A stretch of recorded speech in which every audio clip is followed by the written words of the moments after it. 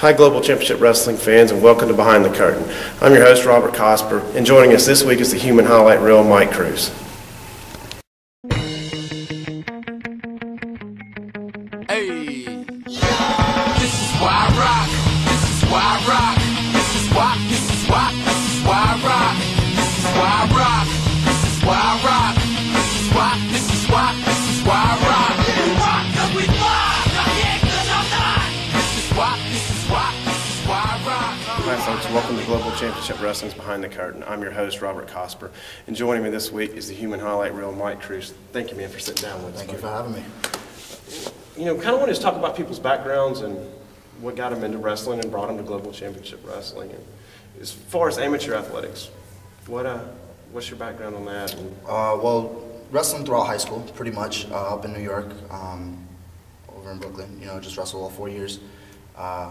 Just did it for a while. You know, like I said, all 4 years throughout high school. Right. You know, won a couple of titles, city titles, regional titles, runner-up in states.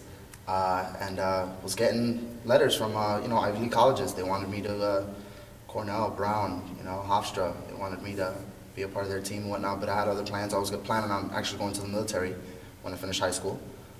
Due to personal reasons, I moved out here. And my brother, who had already been training to be a pro wrestler, came out here during spring break 1 year to visit. And the gym that he went to train at, the wrestling school he went to train at, he asked me to pick him up after practice, and when I went, he introduced me to the owner and the trainer that was training at that school, and one thing led to another, and I just happened to start training the following week. So it was a pretty natural transition for you from amateur to train pro? I would say natural, but not planned, because it was kind of spur of the moment thing. It was always something I wanted to do growing up watching wrestling. Right. Huge fan. And I always think it's a funny story because I didn't know that there was ever such thing as amateur wrestling. I thought there was just the pro wrestling that I grew up watching when I was a kid. Right. Until a TV show, Saved by the Bell, came on TV, and I became a huge fan of that. And a character by the name of AC Slater, played by Mario Lopez, he was the captain of the wrestling team there.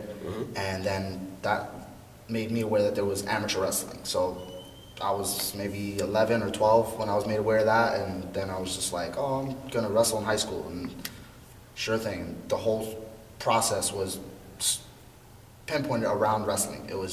That was my goal. I wanted to wrestle in high school, and the school that I picked, that I chose to go to high school, I went there because I knew that they had a good wrestling team, and I wanted to be a part of that. And my whole focus in high school was not school at all. It was all about wrestling. I passed my classes just so I could stay on the wrestling team. I didn't care about school or anything like that. And like I said, got some letters from colleges, and you know, one thing led to another. Ended up here and training to be a pro wrestler. Well, you had to have done pretty well on your scores in school for some of the colleges you named to even consider you. So, yeah. I mean, I wouldn't say that you're dull up top. No, I wouldn't go that far. Well, let's talk about after you made this transition to professional wrestling. Where's your career taking you on your path to global championship? Yeah, it's mainly throughout the Southeast, Florida, Georgia, Alabama.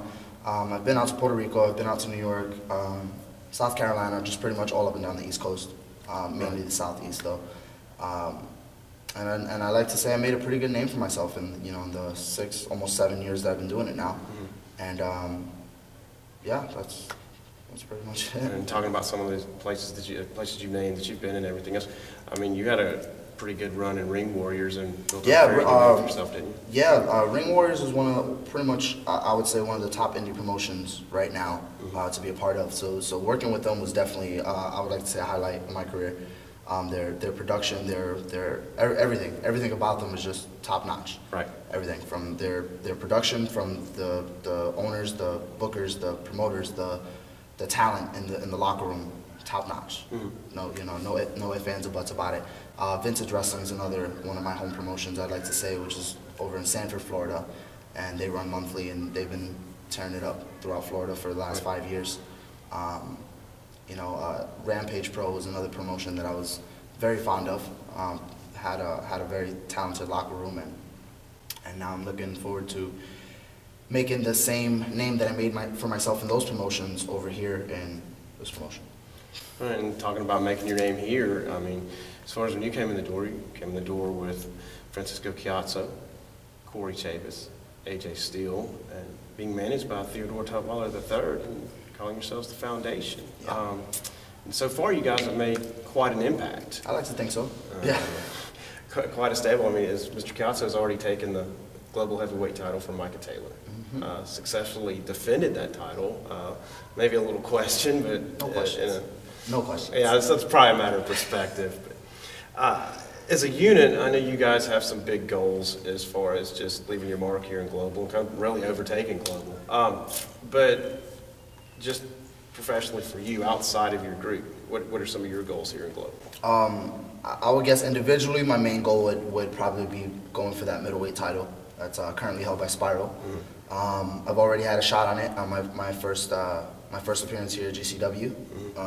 Fortunately, Spi-ral was the better man that night, or the luckier man, I should say. I'm sure I'll get another shot at him if whenever he's tired of ducking me, and whenever that happens, I'm sure the outcome will be a lot more different than it was last time. Well, I look forward to seeing you guys hook it up again, because I mean, both of you are great, talented competitors. Yeah. I would really like to see another matchup between you guys. Yeah, hopefully it'll happen soon. I think tonight's match, myself and Francisco Chiazzo against him and Mad Dog. Oh, are you going to be Mad Dog? Yeah, it'll be Mad Dog, Okay. actually taking Micah's place. I think Micah's tired of getting his butt kicked by Frankie. So I think after that match, maybe Spi-ral might be tired of getting his butt kicked by me. So I don't know. I don't really see myself getting a middleweight title shot anytime soon. But you never know. I luck out. And I know Spi-ral personally, I know Micah personally, and I don't know if I've ever seen either of those guys really run or hide or duck or dodge. So I would think if you want a shot at the middleweight title, I would imagine he's not going to be hard to find. okay. It's just my opinion. Okay. But I really want to thank you for sitting down with us, and best of luck tonight in your tag match, and best of luck when you challenge Spi-ral, because I look forward to seeing it no matter which way it goes. I think it's going to be a great matchup again. Yeah. Thank you. Thank you very much for sitting down with us. Appreciate it. And thank you for joining us here on Behind the Curtain with Global Championship Wrestling. I'm Robert Cosper, and until next week, see you.